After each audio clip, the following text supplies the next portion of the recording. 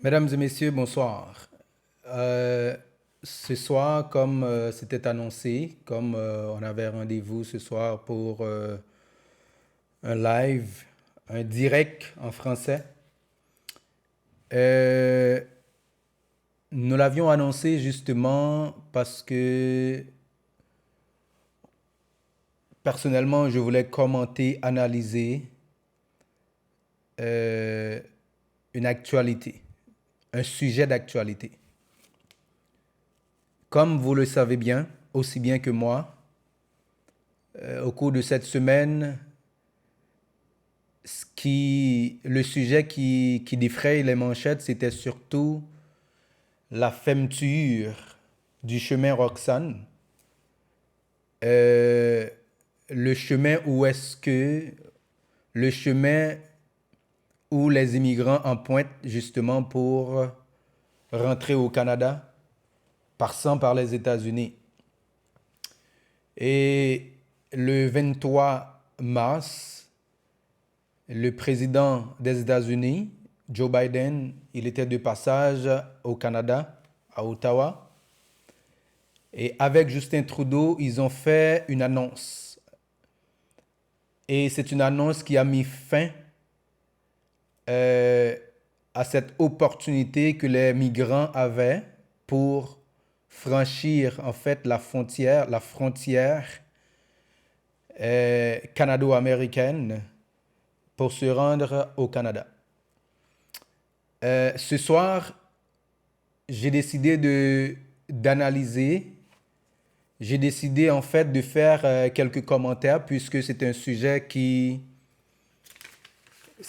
d'actualité, mais aussi un sujet qui me tient à cœur. Puisque vous n'êtes pas sans savoir que les Haïtiens, ils ont beaucoup utilisé ce passage pour en fait rentrer au Canada. Le chemin Roxane, c'est, ça a toujours été considéré comme un passage irrégulier. Cela veut dire, si vous passez par le chemin Roxane pour se rendre au Canada, vous êtes considéré comme un migrant ou une personne en infraction.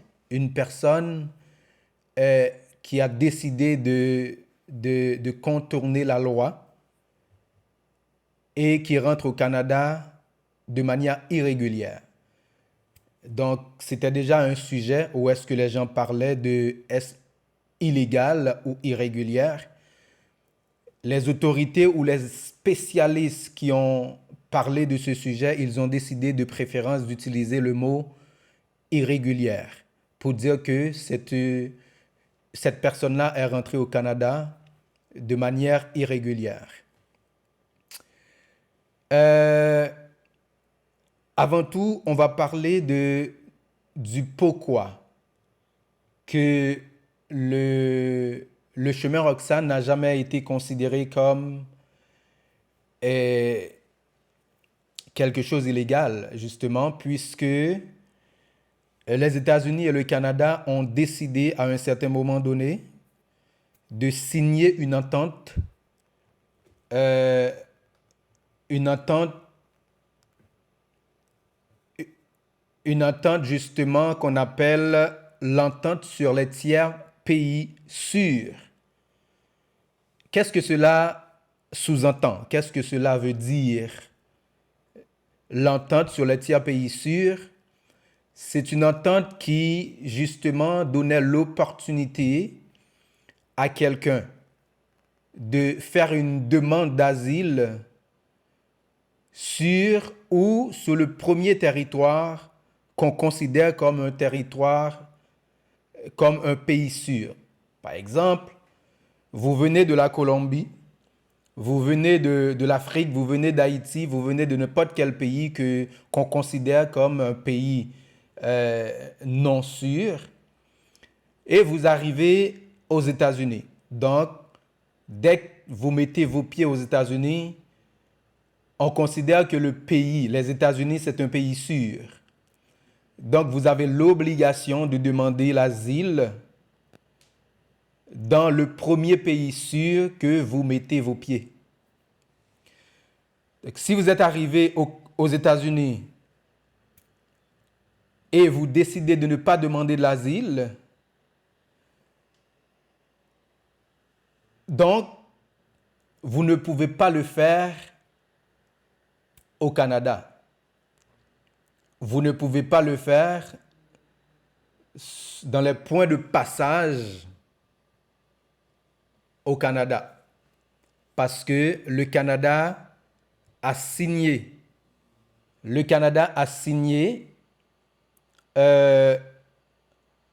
avec les États-Unis cette entente qui considère que vous avez l'obligation de demander l'asile aux États-Unis si c'est là que vous êtes arrivé en premier. Et vous avez aussi, si c'est au Canada que vous êtes arrivé en premier, vous avez l'obligation de demander l'asile au Canada. Mais maintenant, cette entente qui a été signée en 2004, cette entente-là ne prenait pas en compte les autres passages.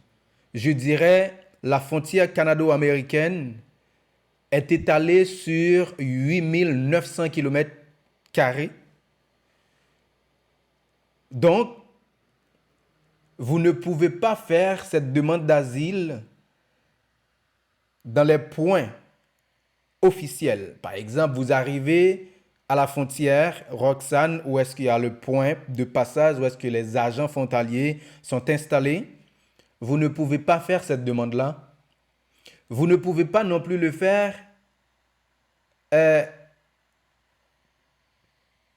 dirais, vice-versa. Vous ne pouvez pas le faire en sortant du Canada pour aller aux États-Unis.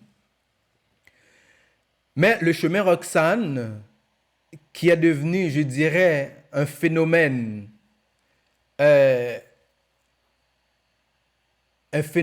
qui, je dirais, qui est élargi, c'est parce que si vous décidez de passer de l'autre côté du passage régulier, ben à ce moment-là, vous aviez l'opportunité ou le droit de le faire, même si c'est quelque chose qui était considéré comme irrégulière, ou vous étiez quand même en infraction à la loi de l'immigration canadienne. Mais aujourd'hui, à partir du 25 mars, le samedi,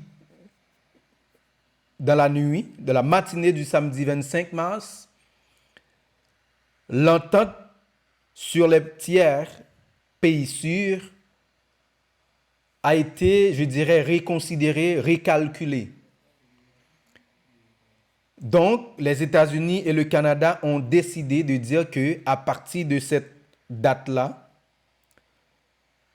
toutes les 8900 km² de frontières entre le Canada et les États-Unis sont touchées par cette entente. Ça veut dire, à partir du moment qu'ils ont signé cette entente, qu'ils ont fait l'annonce officielle, maintenant, ce n'est plus une question d'irrégulière, mais c'est d'illégalité. Donc, vous n'avez même plus le droit.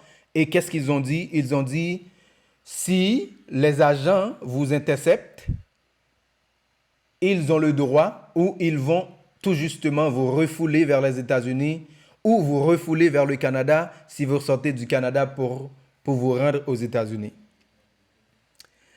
Donc,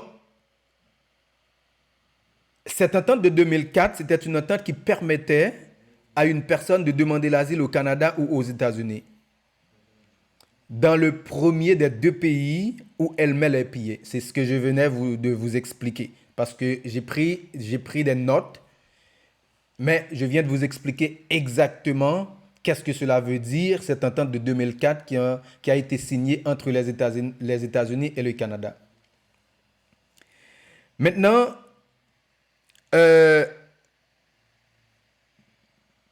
à partir, comme je vous dis, du 25 mars, vous ne pouvez plus passer de manière irrégulière sur les 8900 km² qui séparent les États-Unis et le Canada en matière de frontières et en matière de territoire frontalier. Maintenant, il y a des analystes, des techniciens, des intellectuels qui analysent la situation et vous pouvez en fait constater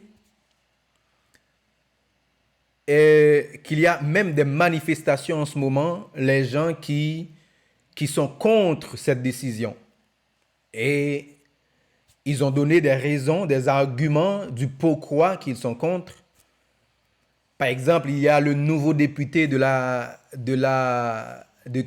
KS, Québec solidaire, un avocat en immigration, justement, M. Cliché, Guillaume Cliché, justement, qui vient tout juste de prendre, de faire son entrée au Parlement québécois.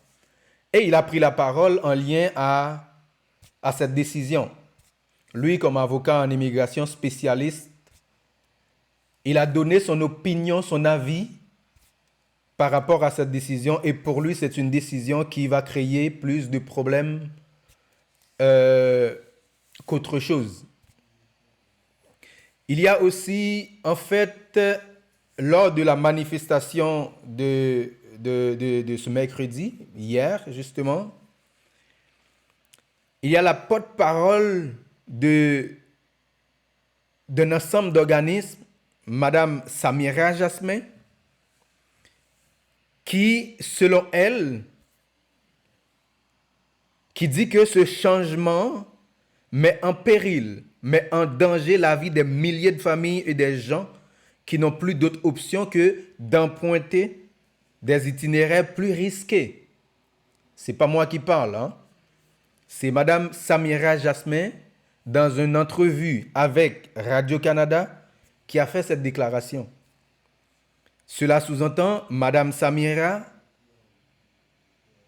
comprend que cette décision met en ce moment les migrants qui veulent à tout prix traverser la frontière vers le Canada dans une situation dangereuse parce que maintenant, ils savent qu'ils ne peuvent plus passer où est-ce qu'ils passaient d'habitude.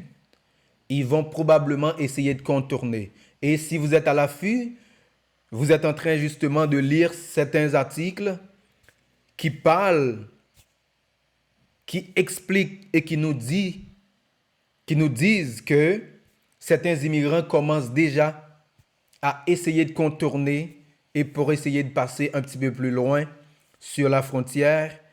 Et il y a beaucoup d'articles qui expliquent ou qui disent que, par exemple, les passeurs maintenant, on dirait que ça va plus les avantager, puisqu'ils vont faire un travail encore plus difficile. Ils vont devoir aller un petit peu plus loin avec les immigrants. Donc, les migrants, ils vont justement les charger un peu plus d'argent pour faire le parcours. Et cette nouvelle politique, selon laquelle les migrants interceptés au Canada dans les 14 jours après avoir franchi la frontière soient refoulés vers les États-Unis et vice-versa, il y a des conséquences, selon encore Madame Samira. Il y a des conséquences. Et elle a continué pour dire que ces conséquences, c'est de contraindre les gens à se cacher. Qu'est-ce que ça veut dire, cette nouvelle politique? Cette nouvelle politique stipule que si vous réussissez à traverser la frontière de manière illégale maintenant, parce que maintenant, je pense qu'on ne parle plus d'irrégulière, on va parler d'illégalité. Si vous réussissez à passer, pendant 14 jours, même si vous êtes sur le territoire canadien, si les agents vous interceptent, ils ont toujours le droit de vous refouler vers les États-Unis. Donc, selon Madame Samira Jasmin, qui est la porte-parole des organismes de solidarité, c'est une façon de pousser les gens à se cacher pendant 14 jours. Ça veut dire, après 14 jours, sur la 15e journée, si l'agent vous intercepte, ben, il va devoir accepter votre demande d'asile. Mais à l'intérieur de 14 jours, il a le droit de vous déporter. Déporter, c'est vraiment le mot, ou refouler vers les États-Unis. Et tout ça, je vous dis, aujourd'hui, je suis en train de regarder et de vous informer de l'article écrit par Radio-Canada. Ben, je n'ai pas vérifié c'était qui le journaliste, mais c'est la source, c'est Radio-Canada. Si vous voulez, vous pouvez toujours aller consulter si vous voulez avoir une idée plus claire de ce qui était dit dans cet article. Et toujours selon certains articles, cette entente a été signée depuis un an. Parce qu'ils disent que le Canada a signé l'entente le 29 mars 2022 et les États-Unis, eux, ils l'ont signé le 15 avril 2022. Et on s'entend, en ce moment, on est à la fin du mois de mars. OK? Donc, ça veut dire 29 mars. Aujourd'hui, on est le 30. Ça fait exactement un an depuis que le Canada, un an, un jour depuis que le Canada a signé cette entente. Et le 15 avril, ça va faire un an depuis que les États-Unis ont signé cette entente pour justement fermer la frontière Roxane. Et ce qui fait un grand tollé en ce moment, c'est que les différents paliers gouvernementaux, les différents leaders politiques, que ce soit dans l'opposition et au niveau fédéral du Canada, que ce soit dans l'opposition ou au gouvernement et provincial du Québec, vous entendez tous les leaders politiques, tous les chefs de parti disent qu'ils n'étaient pas au courant de cette décision, ils n'étaient pas au courant de cette signature d'entente. Et donc, ils ne comprennent pas pourquoi le fédéral, Justin Trudeau, le gouvernement libéral, ils ne comprennent pas pourquoi ils ont décidé de signer une entente comme ça depuis un an et jamais personne n'était au courant des détails, etc., etc. Et bien sûr, un an après, ils ont décidé de faire l'annonce officielle et la même journée, 24 heures ou quelques heures après, la frontière était déjà fermée et pour empêcher que les migrants traversent vers le Canada ou vice-versa.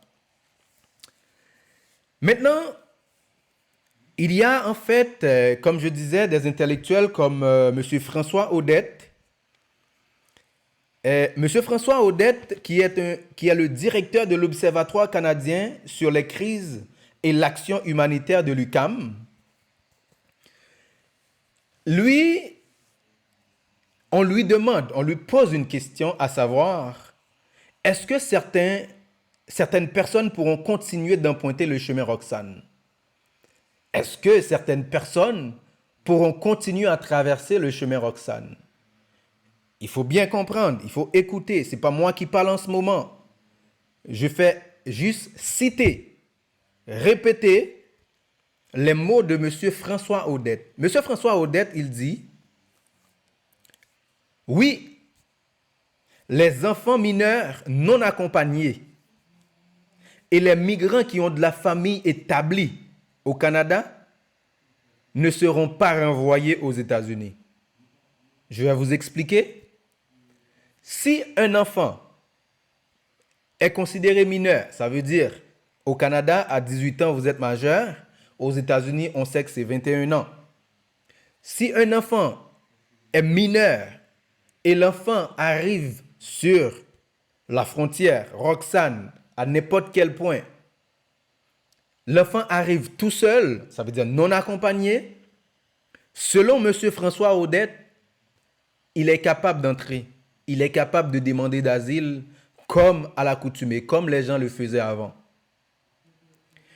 Et il continue pour dire, si les migrants qui ont la famille établie, c'est la famille, mais établie au Canada, ces gens-là ne vont pas être renvoyés vers les États-Unis d'Amérique. Donc, selon M. Odette, François Odette, ces deux catégories de personnes vont pouvoir continuer à emprunter le chemin Roxane. Par contre, il dit, il faut que ces gens-là prouvent ou démontrent les liens familiaux au poste frontalier. Vous arrivez, l'agent vous intercepte, il faut que vous prouvez. Il faut prouver que vous avez la famille, les liens solides pour pouvoir traverser la frontière sans être refoulé. Donc, si vous dites que j'ai la famille, mais vous ne pouvez pas donner des liens, vous ne pouvez pas donner d'adresse, vous ne pouvez pas donner des informations concrètes, ben, il y a une chance encore là qu'on vous refuse l'accès. Il y a aussi Madame Eliadis, elle, qui est une professeure à la faculté de droit de l'Université de McGill, qui est une spécialiste en droit de la personne. OK? Elle estime qu'il est impossible d'empêcher physiquement les gens de traverser tout autre point de la frontière. Ça, c'est son analyse. Elle analyse, elle estime que c'est impossible d'empêcher les gens de passer physiquement. Ça veut dire, un agent ne va pas se battre contre vous, avec vous, pour vous empêcher de rentrer, selon Madame Eliadis. Je vous dis, c'est des gens, c'est des intellectuels, c'est des analystes, c'est des gens spécialisés dans le domaine et qui font des analyses, qui font des réflexions. Elle est professeure à la faculté de droit de l'Université de McGill et elle est spécialisée en droit de la personne. Donc, elle a bien dit, elle dit qu'elle estime qu'il est impossible d'empêcher physiquement les gens de traverser tout autre point de la frontière. Tout autre point, ça veut dire sur les 8900 km² de frontières limitrophes entre le Canada et les États-Unis. Donc, Madame considère que les agents ne peuvent pas empêcher physiquement les gens de rentrer. Moi, je vais juste vous relater les informations les questions qui ont été répondues par des spécialistes dans une entrevue avec Radio-Canada. Et maintenant, je vous ai déjà répondu la question à savoir pourquoi le chemin Roxane est maintenant illégal. Quand vous traversez, vous n'êtes plus en situation irrégulière, vous êtes en situation d'illégalité. C'est parce que l'entente qui est signée le 25, l'entente qui est rentrée en vigueur le 25 mars, le samedi 25 mars, ça met l'interdiction sur toute la dimension, sur toute la longueur de la frontière canado-américaine. Ce qui n'était pas le cas avant, en 2004, c'était juste sur les points officiels que vous étiez supposé de passer. Maintenant, je vais rentrer dans quelques petites analyses et surtout le sujet, dans la spéculation sur un point fixe de cette entente. On a entendu parler de 15 000 demandeurs d'asile supplémentaires que le Canada accepte d'accueillir à partir, à partir de cette signature d'entente ou de la mise en fonction ou de la mise en vigueur de cette entente. Bon, il y a plein de gens qui m'appellent, qui me disent, ben, écoute, vous nous parlez de l'immigration, de l'intégration, et voilà, ça sort, maintenant, on aimerait ça avoir plus d'informations. Premièrement, je vais vous dire que le Québec, par le biais de son premier ministre, M. Legault, François Legault, il dit tout de suite que eux, ils en ont pas besoin. Le Québec n'en veut pas du tout de ces 15 000 demandeurs d'asile supplémentaires. Parce que eux, le gouvernement québécois estime qu'il a accueilli trop de demandeurs d'asile au cours de l'année 2022, une quantité estimée à 40 000 demandeurs d'asile au Québec. Et donc, ce gouvernement, c'est le gouvernement qui faisait plus de pression sur le gouvernement fédéral, le gouvernement Trudeau, plus de pression pour demander la fermeture du chemin Roxane.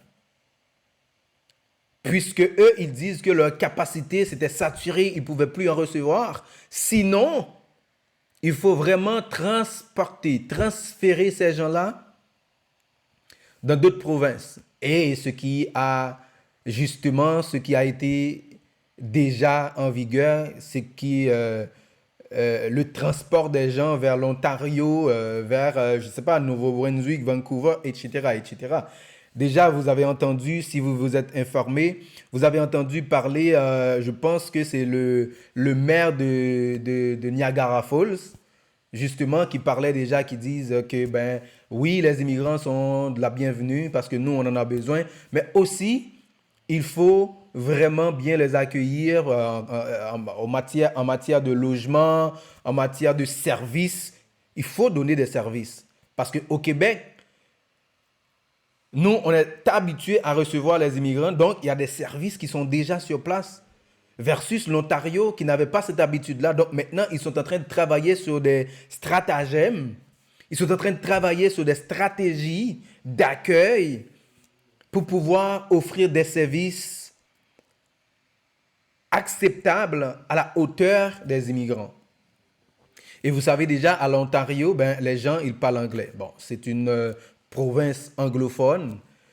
Et, disons, pour ceux qui viennent des pays Maghreb, où est-ce qu'ils parlent français, pour ceux qui sortent d'Haïti, qui parlent français, pour ceux qui sortent dans les pays d'Afrique, qui parlent français, ben, c'est plus difficile de se rendre en Ontario, où est-ce que maintenant vous allez devoir, comme je disais dernièrement dans la vidéo, dans le direct que je faisais, la langue, c'est quelque chose qui vous permet d'intégrer plus rapidement. Mais maintenant, vous vous rendez en Ontario et que vous devez absolument vous exprimer en anglais, ben, ça devient plus difficile pour vous, puisque là, déjà, c'est une barrière d'intégration.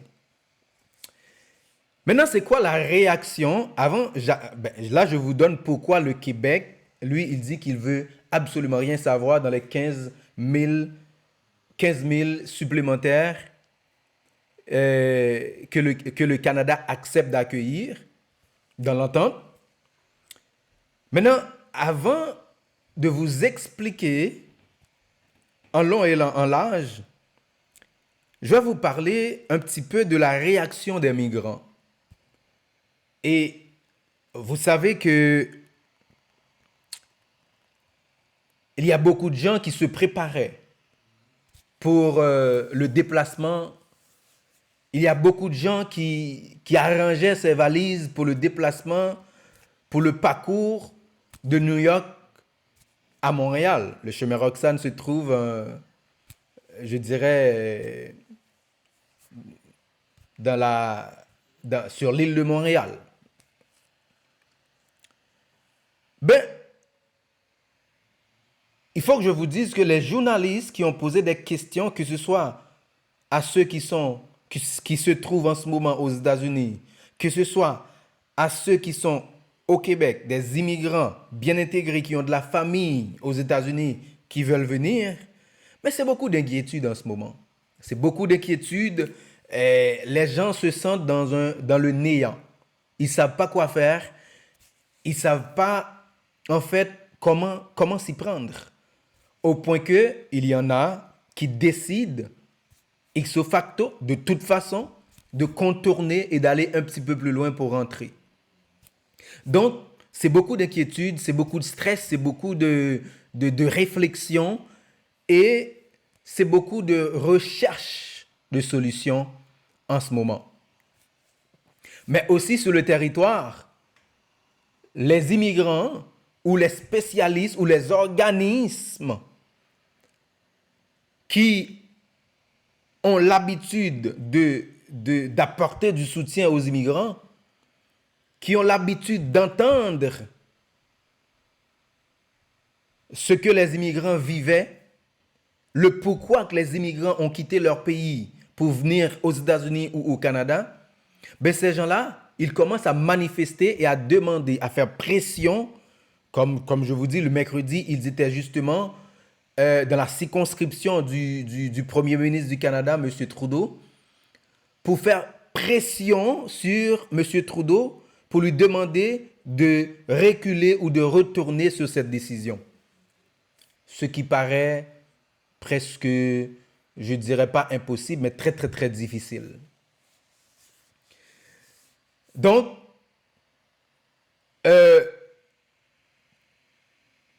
on va continuer à écouter, on va continuer à entendre les spécialistes et analyser ce qu'ils disent.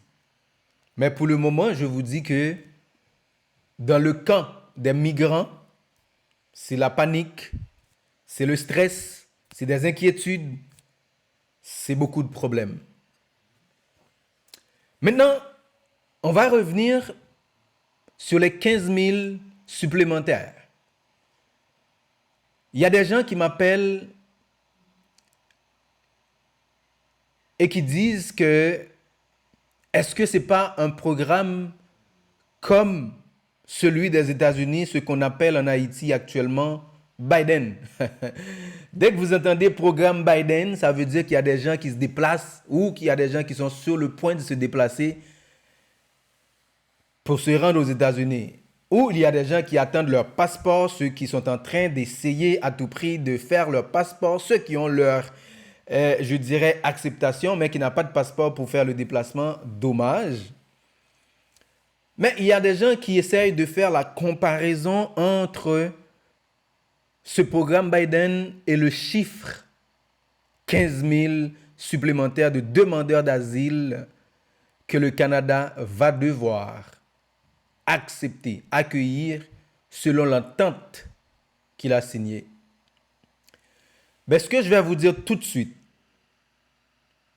selon toutes mes recherches, selon tous les journalistes, selon tous les experts, pour le moment, il n'y a aucun détail en lien à ce chiffre, en lien à ce nombre.